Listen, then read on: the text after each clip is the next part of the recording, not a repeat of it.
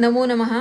आज आपण 10वीच्या संयुक्त आणि संपूर्ण संस्कृतच्या पाठ्यपुस्तकातला पहिला धडा घेणार आहोत. जो पहिला धडा आहे आद्य कृषकः पृथुवैन्यः.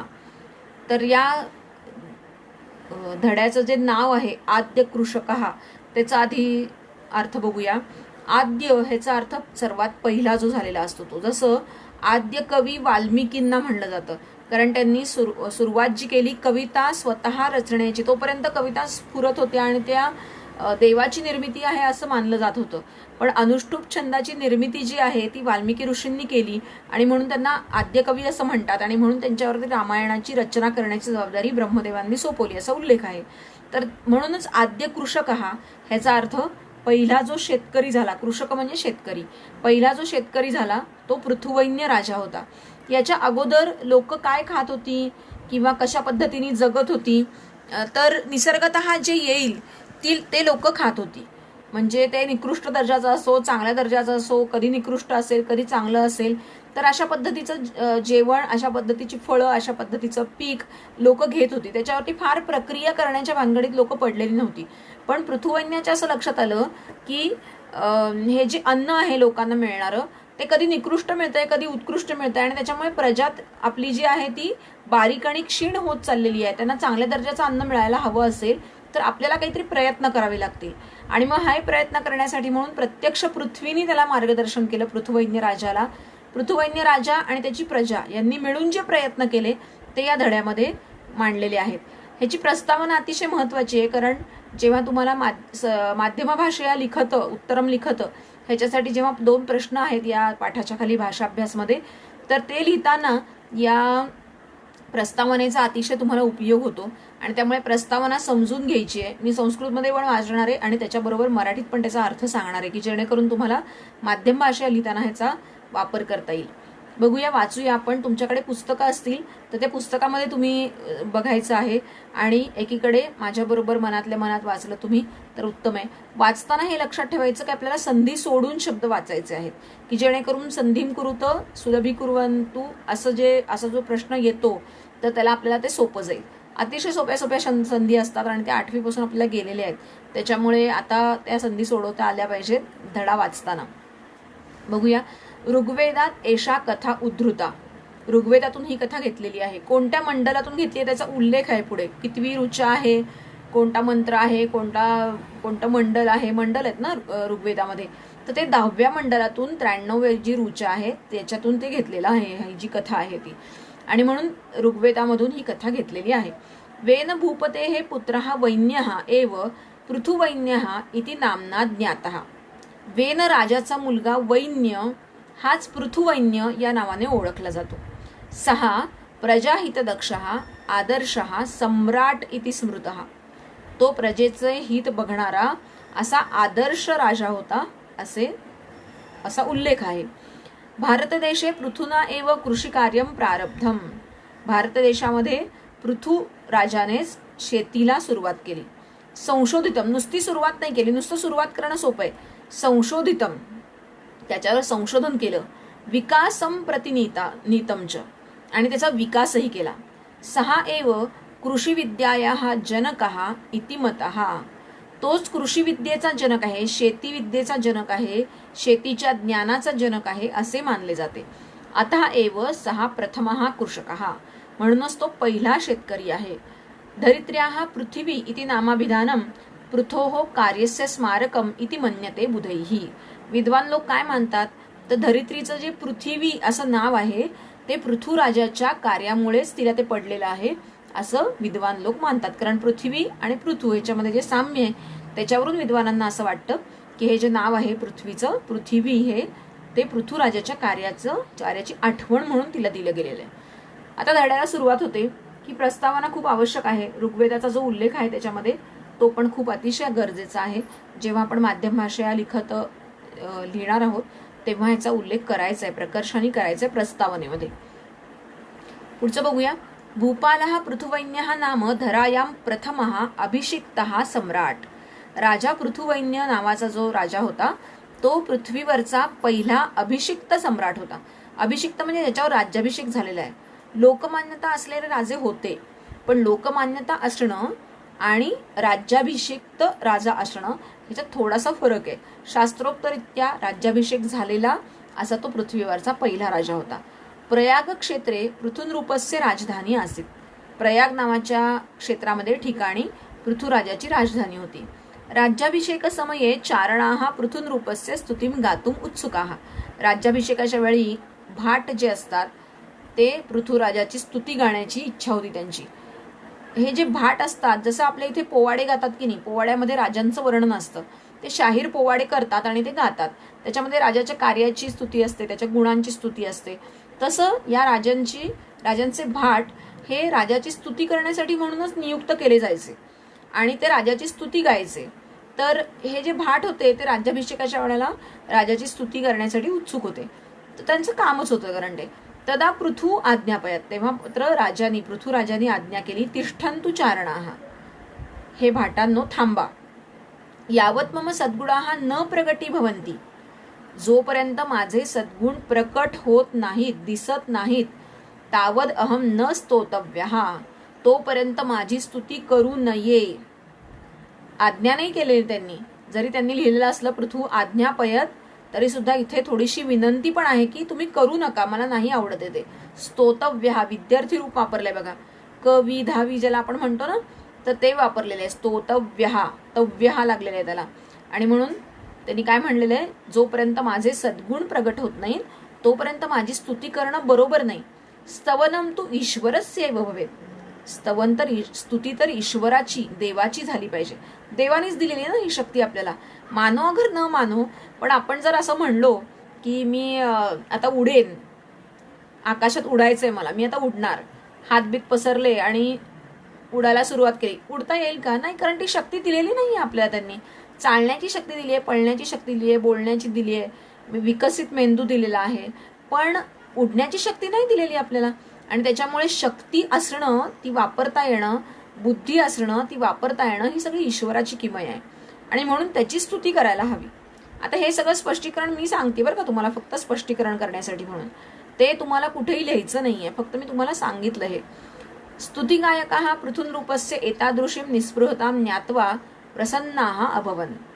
ते जे भाट होते ते पृथुराजाची अशी निस्वार्थता पाहून प्रसन्न झाले. स्तुती कोणाला नको असते, स्तुती सगळ्यांना हवी असते. अगदी तुम्ही जरी माझी स्तुती केली तरी मला बरंच वाटेल, आनंदच होईल, छान वाटेल. पण पृथुराजांनी मात्र तसं केलं नाही. ते म्हणले की आधी मला सद्गुण प्रगट करू देत माझे, आधी मला सिद्ध होऊ दे की तुम्ही जी स्तुती गाताय ते बरोबर आहे, हे सिद्ध होऊ दे, आधी माझे गुण प्रगट होऊ देत आणि मग तुम्ही माझी स्तुती गायची तर गा. असं खूप कमी जणांकडे आढळतं आणि तसं आढळत असेल तर ती चांगली गोष्ट आहे. पुढचं बघूया. एकदा पृथुराजः स्वराज्ये भ्रमणम अकरोत्. भ्रमणसमये तेन दृष्टम यत् प्रजाः अतीव कृशाः अशक्ताः च. एकदा पृथुराजा स्वतःच्या राज्यामध्ये फिरत होता. पूर्वी राजे फिरायचे असे आणि प्रजेची ख्याली खुशाली विचारायचे.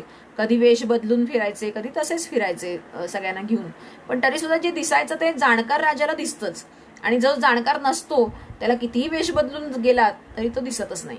आणि म्हणून त्यांनी काय म्हणलंय, एकदा पृथुराजः स्वराज्ये भ्रमणम अकरोत्. एकदा पृथुराजा स्वतःच्या राज्यामध्ये फिरत होता. भ्रमण समये तेन दृष्टम यत् प्रजाः अतीव कृशाः अशक्ताः च. फिरताना त्याला दिसलं की ही जी प्रजा आहे ती अतिशय बारीक आणि अशक्त झालेली आहे. ताः प्रजाः पशुवत जीवन्ति. ती प्रजा प्राण्यांप्रमाणे जगतीये. निकृष्टान्नम खादन्ति. निकृष्ट दर्जाचे अन्न खातीये. तद्दृष्ट्वा राजा चिंताकुलः जातः. ते पाहून राजाला चिंता वाटू लागली, कसं होणार माझ्या प्रजेचं. पूर्वीच्या काळी राजे जे लोक होते ते प्रजेचं पित्याप्रमाणे पालनपोषण करायचे. त्यांची जबाबदारी स्वीकारायचे की प्रजेचं पालनपोषण करणं ही माझी जबाबदारी आहे असं राजाला वाटायचं. आणि म्हणून ते पाहून राजा चिंताकुल झाला. तदा पुरोहिताः अवदत्. तेव्हा पुरोहित म्हणाले. आता या पुरोहितांचं काय काम असतं तर राजाला सल्ले देण्याचं काम असतं. ते अनेक ग्रंथ वाचतात, त्या ग्रंथातलं जे सांगितलेलं आहे ते राजाला सांगायचं. मग राजाने ठरवायचं काय त्याच्या पुढे करायचं, कसं करायचं, कधी करायचं, ते सगळं राजा ठरवतो. पण सल्ले देणं, योग्य ते सल्ले देणं हे पुरोहिताचं त्यावेळेला काम असायचं. त्याच्यासाठी ते नियुक्त असायचे राज्याच्या मंत्रिमंडळात. तदा पुरोहितः अवदत्. तेव्हा पुरोहित म्हणाले, हे राजन, धनधान्यानी सर्वं वस्तुजातं वस्तुतः वसुंधरायाः उदरे एव वर्तते तत् प्राप्तुम यतस्व. हे राजा, धनधान्य इत्यादी सर्व पदार्थ खरं तर पृथ्वीच्या पोटातच आहेत. उदरे एव, पोटातच आहेत. तत्प्राप्तुम यतस्व, ते मिळवण्याचा प्रयत्न कर. कसं मिळवायचं, काय मिळवायचं ते राजावर सोपवलं त्यांनी. सांगितलं काय, ते सगळं खरं म्हणजे पृथ्वीमध्येच आहे, वसुंधरेच्या पोटातच आहे. आता ते कसं मिळवायचं ते तू बघ. तदा पृथुभूपेन तदर्थम धनु सज्जीकृतम. आता तो राजाच होता, त्याच्यामुळे त्याला असं वाटलं की काही मिळवायचं असेल तर धनुष्यबाणाने युद्ध करून मिळवायचं. त्यामुळे तेव्हा पृथुराजाने त्यासाठी धनुष्य सज्ज केलं. तेव्हा भूमी ही स्त्री रूपम धृत्वा तस्य पुरतः प्रगटिता अभवत अवदच्च. तेव्हा ही जी पृथ्वी होती ती स्त्री रूपामध्ये त्याच्यासमोर प्रगट झाली आणि म्हणाली, हे राजेंद्र, तव पिता दुःशासकः वेनराजः राजधर्मस्य पालनम न अकरोत. हे राजा, तुझे जे वडील होते वेनराज ते वाईट राजा होते. दुःशासकः, चांगला नव्हता तो राजा, दुष्ट राजा होता तो, आणि तो राजधर्माचं पालन करत नव्हता. तदा मया चोरलुंठक भयात धनधान्य पुष्पफलानी मम उदरे निहितानी. तेव्हा मी काय केलं, आता ती कोण बोलतीये, भूमी बोलतीये बरं, काही जमीन बोलतीये, वसुंधरा बोलतीये. तेव्हा मी चोर आणि लुटेरू लोकांच्या भीतीमुळे धनधान्य फुलफळं सगळी माझ्या उदरामध्ये ठेवलेली आहेत. त्वम तू प्रजाहित दक्षहा नृपहा, परंतु तू मात्र प्रजेचे हित करणारा राजा आहेस. यदि त्वम प्रयत्नेन कृषी कार्यम करोशी, जर तू प्रयत्नपूर्वक शेती केलीस, कृषी कार्य म्हणजे शेती, शेती केलीस, तरीही अहम प्रसन्ना भविष्यामी, तर मी प्रसन्न होईन. आता हा धनुहूत केज, आता प्रसन्न होईन, पृथ्वी प्रसन्न झाली म्हणजे भरपूर चांगली शेती येणार, भरपूर फळं जे काही धनधान्य असेल ते मिळणार लोकांना. आता हा धनुहूत त्यज, म्हणून धनुष्याचं काही काम नाहीये, धनुष्याचा त्याग कर. इथं युद्ध करून काही होणार नाहीये. मग काय करायला पाहिजे, शेती कार्य केलं पाहिजे, शेती केली पाहिजे. खनित्राणी हलान कुद्दालकान लवित्राणीच हस्ते गृहीत्वा प्रजाजनैहि सह कृषी कार्यम करू. त्यांनी काय सांगितलं, खनित्र म्हणजे खणण्यासाठीचं जे साधन असतं ते, नंतर हलान, हल म्हणजे नांगर, कुद्दालक कुदळ, लवित्राणी खुरप, या सगळ्या साधनांच्या हस्ते साधनं घेऊन प्रजाजनैहि सह, प्रजेबरोबर शेती कर. प्रजेला बरोबर घेऊन कर, कारण राजाला कळलं पण ते प्रजेला कळलं तर त्याचा उपयोग आहे ना. एकटा राजा काय करू शकणार आहे, आणि प्रजेसाठी ते करायचंय. स्वतः कष्ट करून जेव्हा आपण एखादी गोष्ट करतो तेव्हा त्याची किंमत कळते आपल्याला, हे महत्वाचं आहे. आणि त्याच्यामुळे नुसतं राजाने केलं असतं सैनिक वगैरे लावून, पण त्याचा काही उपयोग नाही. त्याची किंमत प्रजेला कळली नसती, आणि पुढे जाऊन प्रजेला ते करायचे काम. राजा प्रत्येक वेळा शेती करणार नाहीये, राजा फक्त मार्ग दाखवून देणार आहे की असं असं करायचं बाबा, इतकं चांगलं काम करता येतं, एवढं चांगलं अन्न मिळवता येतं, निकृष्ट दर्जाचं खायची काही गरज नाहीये, हे सगळं राजा दाखवून देईल. पण पुढचं काम जे आहे ते प्रजेला करायचंय. आणि म्हणून ती भूमी काय म्हणाली की कुदळ, नांगर, फावडे आणि खुरप यांच्याबरोबर प्रजेबरोबर शेती कर. भूमातु उपदेशम मनसी निधाय पृथुवैन्यः नदीनां मार्गम अवरुद्ध्य कृषी कार्यार्थम जलस्य उपयोगम अकरोत. आपल्या इथे सगळ्यांना असं वाटतं की हे जे सगळे धरणं बांधलेली आहेत, पाणी अडवा पाणी जिरवा ही योजना आहे, किंवा इतरही काही पावसाचं पाणी साठवण्याच्या योजना आहे, त्या सगळ्या आपण केल्या आहेत आत्ता माणसांनी. तर तसं नाहीये, अशी माणसं होऊन गेलेली आहेत आधीच, त्यांनी असे अनेक प्रयोग केलेले आहेत ऑलरेडी, आणि मग ते आपण त्याचा अभ्यासच केला नाही, हे महत्वाचं आहे. आणि म्हणून त्यांनी काय केलं, हे या पृथुवैन्य राजांनी, पहिल्या शेतकऱ्यांनी पृथ्वीवरच्या किंवा भारतातल्या, त्यांनी काय काय केले, तेव्हा काय केलं प्रयत्न. भूमातु उपदेशम मनसी निधाय, या भूमातेचा उपदेश मनात ठेवून पृथुवैन्यः नदीनां मार्गम अवरुद्ध्य कृषी कार्यार्थम जलस्य उपयोगम अकरोत. पृथुवैन्याने काय केलं, नदीचा मार्ग अडवला आणि त्या नदीचं पाणी शेतीसाठी वापरलं. आता अडवलं म्हणजे काय केलेलं असणार आहे, हाताने थोडंच अडवणार आहे. धरणं बांधली असतील, काही बांध केलेले असतील त्याच्यावरती, असं काहीतरी वेगवेगळे प्रयोग केलेले असणार ना, त्याचा अभ्यास व्हायला पाहिजे. तर नदीनां मार्गम अवरुद्ध्य कृषी कार्यार्थम जलस्य उपयोगम अकरोत. त्यांनी त्या शेतीसाठी पाण्याचा उपयोग, त्या नद्यांच्या पाण्याचा उपयोग केला, त्याचा मार्ग अडवून. वृष्टी जलसंचयम कृत्वा जलव्यवस्थापनम अकरोत. तेव्हा किती प्रगत होती शेती, त्याचं हे लक्षण आहे. पावसाच्या पाण्याचा संचय करून, साठा करून जलव्यवस्थापन केलं. खूप महत्वाचं आहे. पृथ्वीवरती इतका प्रचंड पाण्याचा साठा आहे खरं म्हणजे, कुठेच दुष्काळ पडण्याची गरज नाही आहे, पण आपल्याला जलव्यवस्थापनच करता येत नाही, हा मुळात मुद्दा आहे. आणि त्याच्यामुळे पाण्याचा साठा तर करतो आपण, पण तो वापर करणं, त्याचा योग्य प्रकारे त्याचं व्यवस्थापन करणं हे खूप महत्त्वाचं असतं. आणि ते पृथ्वीवैज्ञाने केलं, की पृथ्वीच्या पाण्याचा संचय केला, साठा करून त्याचं व्यवस्थापन केलं. भूमीम उर्वरतमाम कर्तुम प्रायतत. उर्वरा म्हणजे सुपीक, उर्वरतमा डिग्री वापरली बरं का. संस्कृतमध्ये सुद्धा कंपॅरेटिव्ह डिग्री आणि सुपरलेटिव्ह डिग्री अशा 2 डिग्री आहेत. तुम्हाला नाही आहेत त्या अभ्यासक्रमाला आता, पण आहेत त्या. आणि तर जर वापरलं असेल, उर्वरतर असं म्हणलं तर ती कंपॅरेटिव्ह डिग्री होते, आणि उर्वरतम असं म्हणलं तर ती सुपरलेटिव्ह डिग्री होते. की काय म्हणलेलं आहे, भूमीम उर्वरतमाम, ती होती सुपीक, पण अधिक सुपीक, सर्वात जास्त सुपीक करण्यासाठी त्यांनी प्रयत्न केले. आता हे प्रयत्न कसे झालेले असतील, खत दिले असेल, तो जो कचरा आहे त्याचा पानांचा वगैरे तो कुजवला असेल, अशा पद्धतीने नैसर्गिक खतं तयार केली असतील. ही खत प्रक्रिया सुद्धा त्या काळात ऋग्वेदाच्या काळामध्ये अवगत होती, विकसित होती. किती आपलं शास्त्र विकसित आहे बघा, आपण त्याचा काही अभ्यास करत नाही आणि खोलात जात नाही. तर भूमीम उर्वरतमाम कर्तुम प्रायतत, जमीन सुपीक करण्यासाठी प्रयत्न केले. तदनंतरम तस्मिन क्षेत्रे जनाहा धान्य बीजानी अवपन. त्यानंतर त्या शेतामध्ये लोकांनी धान्याची बिया पेरल्या. त्या बिया सुद्धा कशा पेरल्या ते पुढे दिलेले. 6 नैकेभ्या वृक्षेभ्या विविध प्रकारकाणाम बीजानाम संकलनम चयनम च परिश्रमेण अकरोत. आता राजासाठी हे अवघड आहे. राजाला सांगितलं युद्ध करा तर तो आरामात युद्ध करेल, त्याला युद्धकला अवगत आहे, ते त्याचं काम आहे, कारण त्याच्यामध्ये तो पारंगत आहे. पण एक राजा शेती करतोय ह्याचा अर्थ परिश्रमांशिवाय, कष्टाशिवाय काही नाहीच ना. अगदी सामान्य माणसाला जरी नेहमी शेती करणारा जरी असेल तरी त्याला कष्टाशिवाय पर्याय नाहीये शेती करायची असेल तर. आणि म्हणून त्यांनी काय केलं, 6 नैकेभ्या वृक्षेभ्या विविध प्रकारकाणाम बीजानाम संकलनम चयनम च परिश्रमेण अकरोत. त्यांनी निरनिराळ्या झाडांच्या निरनिराळ्या प्रकारच्या बियांचं संकलन केलं, आधी साठा केला. चयनम च अकरोत, नुसता साठा करून आणि त्या पेरल्या नाही लगेच, तर त्या निवड केली त्याची, चांगल्या दर्जाच्या कोणत्या, निकृष्ट दर्जाच्या कोणत्या. मग निकृष्ट पेरून चालणार नाही, चांगल्या दर्जाच्या पेराव्या लागतील. पक्ष्यांनी किड्यांनी खाल्लेल्या बिया चालणार नाही, त्याच्यासाठी उत्तम प्रकारच्या उत्तम प्रतीच्या बिया लागतील, जर तुम्हाला पीक उत्तम हवा असेल तर. अशा प्रकारचं चयनम केलं. चयनम म्हणजे निवड केली. अनंतरम बीजानाम संस्करणम कृत्वा वपनम अकरोत, आणि त्यानंतर बियांवरती संस्कार करून वपनम अकरोत म्हणजे त्या पेरल्या. पर्जन्यानंतरम बीजेभ्या अंकुराहा उद्भूताहा, पाऊस आल्यानंतर त्या बियांमधून अंकुर फुटले. धान्य लाभेन सर्वे प्रजाजनाः संतुष्टाः च अभवन्, धान्य मिळाल्यामुळे सर्व प्रजा अतिशय संतुष्ट झाली. एषः कल्याणकारी नृपः पृथिव्यां प्रशासने अग्रणीः जनसेवाव्रती च अभवत्.